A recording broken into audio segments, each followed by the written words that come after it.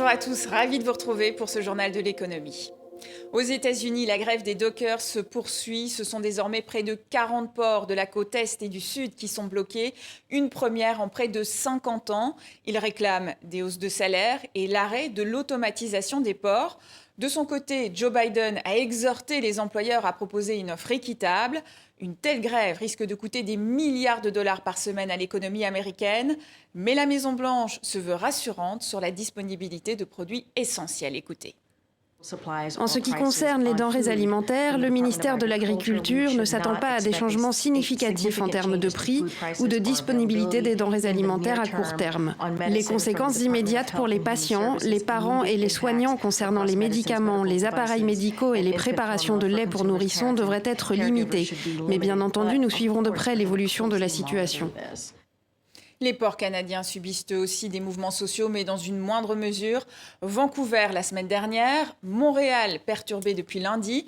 320 travailleurs sont en grève. Les négociations pour renouveler la convention collective des dockers du deuxième port du Canada durent depuis 1 an. Mais pour l'instant, aucun accord n'a été trouvé. Les Occidentaux et les Chinois s'inquiètent d'une éventuelle guerre directe entre Israël et l'Iran. Cela aurait des conséquences dévastatrices sur l'économie mondiale. Un blocage du détroit d'Ormuz par lequel transite une grande partie du pétrole entraînerait une envolée des prix de l'énergie. Ce mercredi, les cours du pétrole montent, mais de manière contenue, les acteurs économiques estimant qu'un conflit majeur est peu probable à court terme. Toujours à propos de pétrole, Total Energy investit plus de 10 milliards de dollars au Suriname.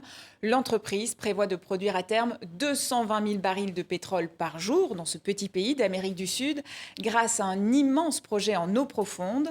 Ce nouveau site, avec ceux de Namibie et du Brésil, vise à compenser la baisse de production dans d'autres régions et à répondre à la demande mondiale croissante.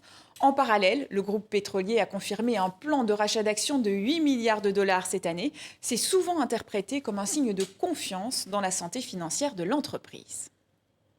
En Côte d'Ivoire, le gouvernement a fixé le nouveau prix d'achat du cacao à 1 800 francs CFA le kilo, environ 2,70 €, un record. Cette hausse de 20% du prix payé aux planteurs suscite néanmoins des déceptions. Le marché mondial du cacao a en effet atteint plus de 9 € le kilo en avril et les producteurs espéraient bien bénéficier de cette envolée. Au printemps, un ajustement de 50% avait déjà permis de calmer leur colère, mais les revendications pour une meilleure rémunération restent fortes. Écoutez. Je ne suis pas trop content. Je ne suis pas content. On s'attendait à un prix de 2000, où ça pouvait nous permettre de prendre soin à nos enfants, puisqu'on a beaucoup d'enfants, où on doit scolariser les enfants. Et c'est la fin de ce journal de l'économie. Excellente suite de programme sur TV5 Monde.